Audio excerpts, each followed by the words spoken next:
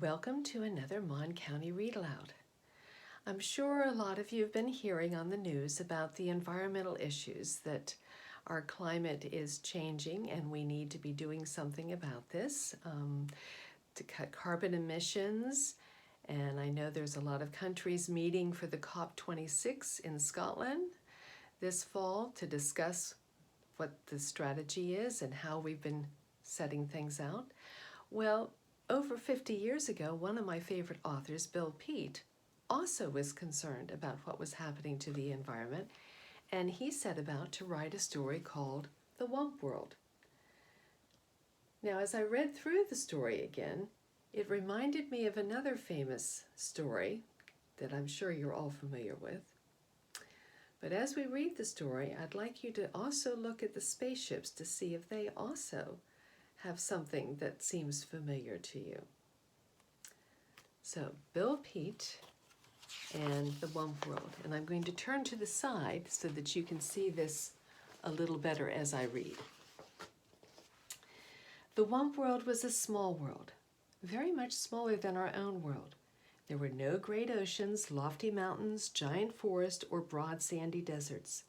The Wump World was mostly grassy meadows and clumps of leafy green trees with a few winding rivers and lakes, but it was perfect for the Wumps, who were the only creatures living there.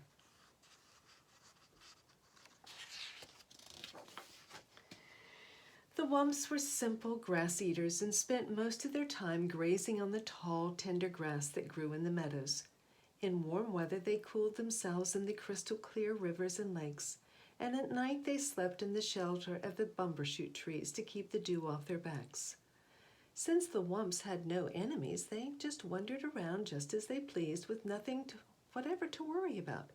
However, the Wumps would have been worried if they had known that someone a million miles away was watching their world.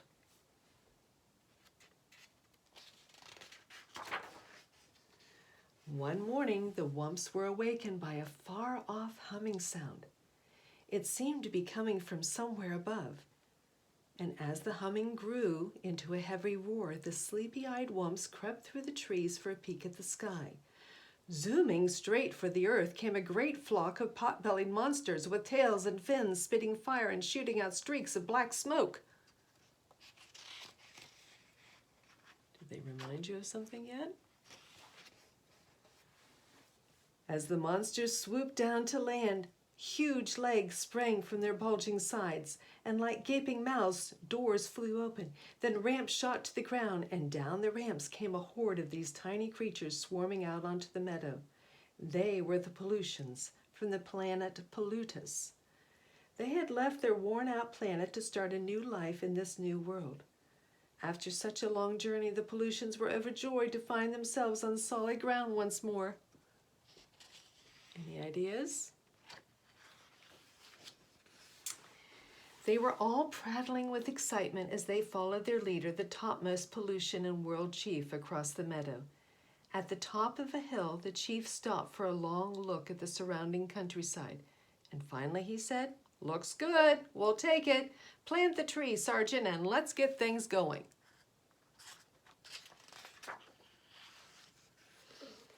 One shrill trumpet blast brought giant machines thundering out of the yawning spaceships, rolling down runways and out onto the meadow.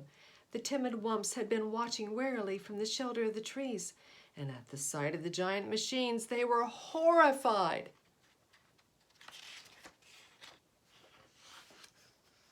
"Wump, Wump!" they cried, and in a wild-eyed panic, they went humpity-clumpeting off through the trees and diving headlong into the nearest cave.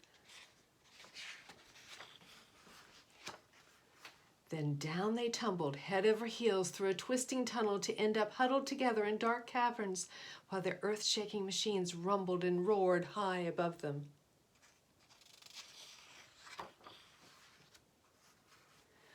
Once they got started, the monstrous machines moved at a furious pace, gobbling up trees and grinding them to bits.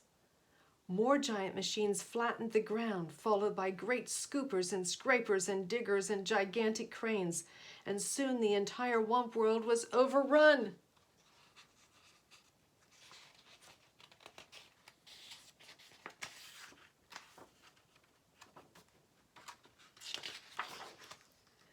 The busy little Pollutians kept their mighty machines going full blast day and night without let-up in a frenzy to improve this wonderful new world.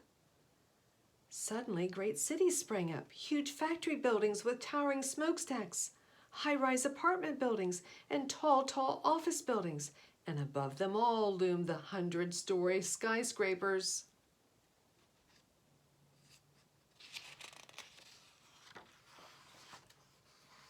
Along with the buildings came a tangle of streets and freeways, with on-ramps and off-ramps, overpasses and underpasses, jammed with trucks and buses and cars of all sizes, rushing pell-mell in every direction. It was one great turmoil of noise and confusion, and there was still more to come. But meanwhile, the poor Wumps remained underground, wandering aimlessly through the caverns, feeding on the fuzzy gray moss growing on the ledges and the mushrooms clustered in the crevices, sipping sweet water from the pools fed by the underground springs. But they were so very unhappy. For all they knew, they might have to spend the rest of their days down there. The Wumps didn't dare venture up to the surface, not even for a peek. They were much too frightened by the endless rumblings and roarings and loud screechings coming from above, and it was getting noisier by the day.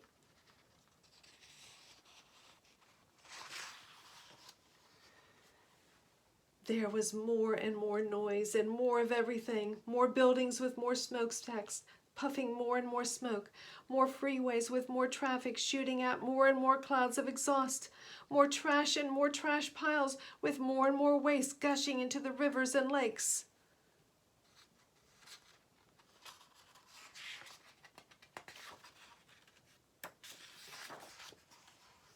Pretty soon, the cities were so clouded by the factory smoke and the fumes from the freeways that Pollutians could barely breathe.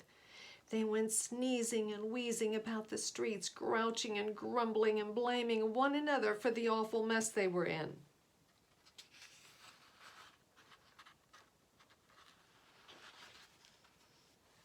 One day, an angry crowd gathered outside the World Tower building, demanding to see the World Chief. When the chief appeared on his balcony, all the Pollutians began shouting at once, "We can't breathe the air! We can't drink the water! And we can't stand the noise! We've had enough!" Kerchoo! Sneezed the chief. "I know just what you mean, and something will be done at once, I promise."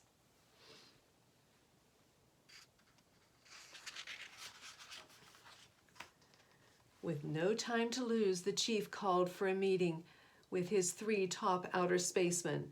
"Gentlemen," he said, "this world of ours has gone sour. We need to get out of here and quick, but first we must find a new world, a better one, and that's your job, men, so get going."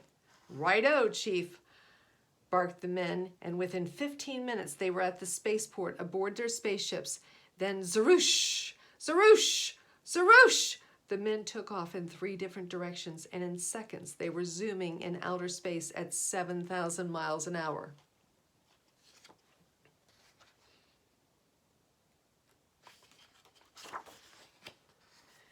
Days passed with no word from the outer spacemen. After waiting a week, the world chief flew into a rage. "Blast it," he bellowed. "What's keeping those blithering bubbleheads?" Then one Monday morning, out of the dark smudging sky, swooshed one of the spaceships. And as the ship touched down, the man hopped out, shouting, "I've done it! I've done it! I've found a new world, a bigger and better world!"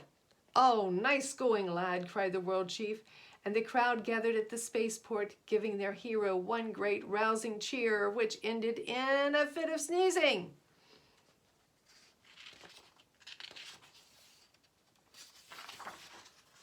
In no time, the great news was sent flashing around the world over radio and TV, warning all Pollutians to be packed and ready to go within 24 hours.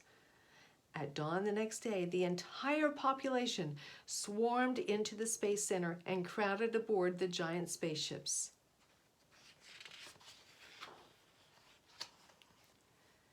After double-checking to make sure all Pollutians were accounted for, the world chief gave the signal for blastoff. and with a thunderous roar, the giant ships shot off the ground, kazoom, up and away through the smoke-blackened sky, and were gone. And at long last, peace and quiet settled over the Wump World. Then, the sudden silence came as a shock to the Wumps. They could hardly believe their ears. Still, they wanted to take no chance, and so they remained in their caverns with ears cocked for the slightest sound.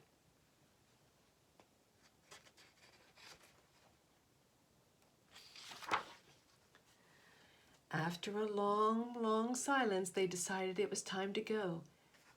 And led by the biggest Wump, they crept up the tunnel to the cave entrance to find it covered by a crust of cement.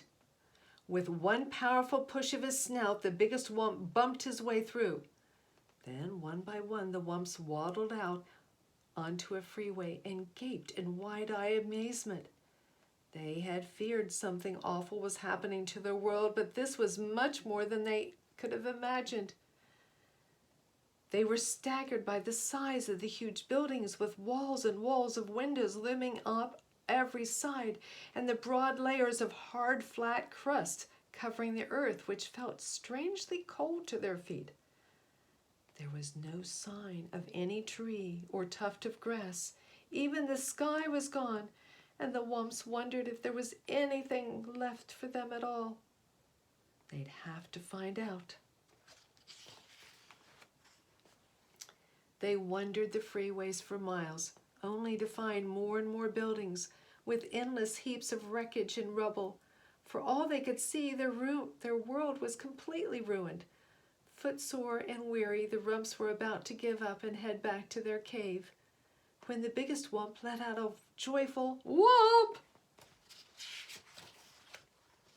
Just ahead of them was a grassy meadow with a clump of bumbershoot trees, and all that was left of their lovely world.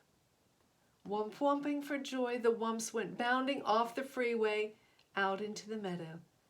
Pretty soon the hungry Wumps were surrounding themselves with the tender tall grass, munching away. Now there was new hope for the Wumps.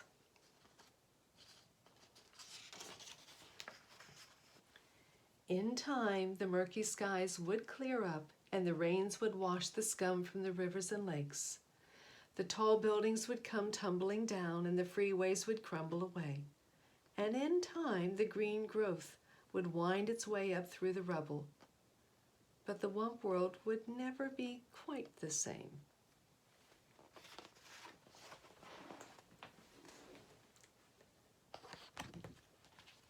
So, did you have an idea of another story that's similar to the Wump World? What came to mind for me was the Lorax by Dr. Seuss and his truffula trees. But maybe there was something different for you.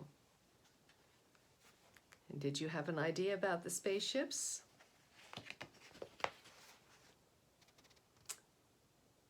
Did any of you think of the ATA walkers that George Lucas used in Star Wars? For some reason, it made me think of those. Now, my older daughter, who is the Star Wars fanatic, wasn't too sure about that. But the younger daughter, actually, that was her idea too. She thought that they were a little reminiscent of that. But the Wump World was written in 1970. George Lucas probably did his Star Wars late 70s, 1980s. So, maybe. But Bill Peet worked a lot with another famous person, and that was Walt Disney. For almost 30 years, Bill Peet illustrated and did storyboards for some of Walt Disney's famous movies, such as Dumbo, Pinocchio's 101 Dalmatians, The Sword and the Stone, until he decided that he wanted to do children's books full-time. And so he has over 35 books one of which was the Wump World, but a lot of them are about animals, quite fanciful. He has quite a creative imagination. And he also wrote an autobiography about his life because he did some pretty interesting things. And that autobiography could also be in your library. An autobiography basically is a story written by a person about himself. And this autobiography by Bill Peet won an award. The Caldecott Honor Book was given to Bill Peet's autobiography in 1989, I think it was. And this award is not for the story, although his story about his life is really quite interesting and how he was working for Disney, but it was for the pictures in the book, the illustrations. And in looking through a lot of his illustrations, you'll see some of the ones that he did for Walt Disney with Dumbo, and there's Walt Disney and the storyboards that they would work on for that. But especially in the book we read today, he has a special characteristic that he puts in a lot of his books, and that's, although he focuses on animals, a lot of his inanimate objects, like spaceships or trains, have facial features. Can you see the eyes and the nose and the mouth? Well, on the cover of his autobiography, I'm sure you can see others. See the face in the train there and here. But these are some of the characters of his other fanciful books, Cyrus and Drufus. And I think this was his first book, Hubert and His Hair-Raising Adventure, where the lion's mane caught on fire and they had to come up with a way of restoring that. So check that out at your library or some other of Bill Peet's books and see what you think, because he started doodling with his pencil in school when he was just a young lad and went on to be quite a famous illustrator.